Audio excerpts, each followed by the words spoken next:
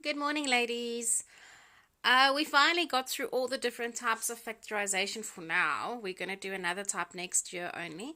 But now the fun starts. So we are starting with the mixed ones today, exercise 7. And I would just like to remind you of the thought process that needs to go through these. Okay, so always, first try and take out a common factor. If you've done taking out a common factor, then we start by counting the terms. So the guidelines are more or less as follow. If there's two terms left inside the bracket, you're always going to try and see if you can do type 2, which was the difference between two squares. So you're going to do the 3-point check. Okay, the 3-point check again, is there a minus in between them? Are the exponents even numbers? And are the coefficient perfect square numbers? If that's the case, you'll take it further. Okay, if you are left with 3 terms, you are either looking at a type 4 or a type 5. So for type 4 and 5, you need to realize that it will need to be x squared x and a constant number. The one type has a leading coefficient of 1, and the other type has a leading coefficient of not 1. That's type 5, which is a bit more complicated. Alright, and then the last thing you can look for is that there's 4 terms. If there's 4 terms, you are looking to group and probably get to a common bracket. Okay, and you take out the common bracket, and the leftover is then written in another bracket. And that's basically it. Okay, so I am going to look at exercise 7. I'm going to do a few of them. I'm going to talk you through the others that you can try and do them. Okay, so let's look at number 1. All right, first step, always take out a common factor. So if I look at this, 3 and 12, I can take out a 3 in both scenarios, and both of them have a to contribute. So I'm taking out 3a. I open up my bracket. If I take away 3a here, this guy will only be left with a y. And then 12 divided by 3 is minus 4, and the guy already gave his a, so I'm closing the bracket. Now, what's left? 1, 2 terms. Yes. Okay, so let's do 3-point check for difference of two squares. Do I have a minus? Yes. Do I have even exponents? No, this thing doesn't have a square. So I'm stuck. I can't do that. If that was to be a square, that is a perfect square, so I could have done it, but because that's not a square, I can't do that. Okay. All right. Let's talk about 2. No common factor. Okay, but 2 terms, minus, even exponent, perfect square numbers, so this one is going to be a difference between two squares. Question 3, no common factor. 1, 2, 3 terms. Okay, so I'm busy with the trinomial. There's a ghost 1 in front, so it's type 4. So I ask myself, factors of 35, subtract to 2, and the signs, remember, will be different, and the biggest factor will get a minus. Okay. Question 4. I'm going to take out a common factor, which is going to be minus 3. Remember to take that minus with you. So let's quickly do this one together. I'll do this with you. So I'm going to take out a minus 3. I can't take out a variable. This guy will be left with x squared.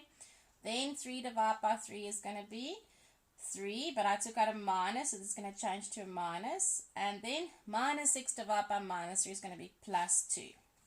Now I check my leftover. 1, 2, 3 terms. Okay, trinomial. Leading coefficient 1, so it's type 4. So factors of 2 that's going to add to give me 3 is going to be 2 and 1. Signs are the same. Both of them are negative. Okay, and there you've done this one. Okay, over here, just take out a common factor. Over here, take out a common factor. Check what's left, whether that's going to be a difference between two squares or not. Question 7, there's a common bracket. So we're just going to take up the common bracket. Let's remind you just how to do that. So the common bracket is a minus b, correct? If I take out a minus b, I'm going to be left with 3 minus x, and that's all there is to that. Same thing's going to happen here. This is a tricky sum. Okay, so let's see what's happening here. I'm going to take out 2x minus 5. Okay, That's my common bracket. I'm going to make a square bracket, which is going to make all of you get a heart attack, but I'm left with brackets. So I'm left with a bracket that says x plus 3, and I'm left with a minus, and I'm left with a bracket that says x minus 7. Okay? And then I'm going to simplify this. So this is going to stay 2x minus 5. This thing is going to be x plus 3, and then this minus is going to go in, so this is going to be minus x plus 7. Alright, and then 2x minus 5, and then like terms, x minus x, I won't have any more x's left, and 3 plus 7 will be 10. And then just to make it look a bit pretty, I'll put the 10 in front. Okay, so that's what's going to happen there. This is an easy one, 2 terms, 3 rules. This is going to be difference between 2 squares. Over here, okay, now this is going to go against all that we've been talking about, because I keep saying we need to make brackets and not get rid of brackets. But this is a trick question, because as you look at it, you can't do anything with it. So the only option I do have is to let's see what happens if I distribute and have something left. So if I do that, let's check. I'm going to write here, I'm going to have an a minus an a square plus a 20. Now that starts to look like a trinomial, so let's rearrange it. And now I've got a problem. I can't factorize it. There's a minus, correct? So I'm going to take out a minus, and I'm going to have minus a minus 20.